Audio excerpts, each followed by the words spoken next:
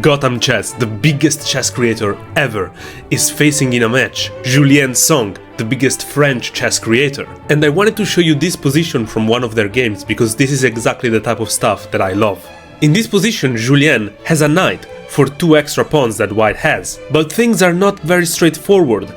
The black king is quite open and the black pawns are completely scattered around the board. In this position, Levy attacks the bishop on c5 with his knight. Now this creates a bunch of problems for the black position, because first of all, the knight here in the center is simply hanging at the moment. If Julien tries to move the knight away to save it from the attack, well, now white can gain the initiative with f4, attacking the center, and after queen to e2, white is all of a sudden creating a lot of chances. Which is why in this position Julien decided to go all in, and he played queen to c7, sacrificing the knight in the center, because if the knight is taken, this would simply result in a checkmate. Which is exactly why Gotham Chess now takes a step away from this line. But guys, look at all of the activity of these pieces and how the queen and rook are all pointing at this white king. We must look for sacrifices, and that is exactly what Julien did, and he decided to sacrifice his war steed with knight to c2, another brilliant sacrifice. International master Levy Rosman decides to take the steed.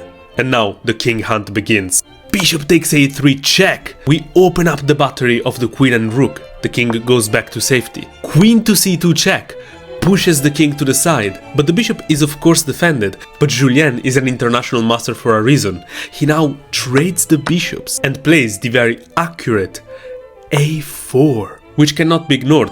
But of course this also kind of looks like a free pawn, but black is simply trying to open up the lines here, and now rook to c4 continues the attack, now threatening to take with a checkmate on a4. The king can simply go to a1, and now there's not going to be a pin on the knight. If you now take the pawn, the knight is simply going to be able to take the rook, and now white is out of danger.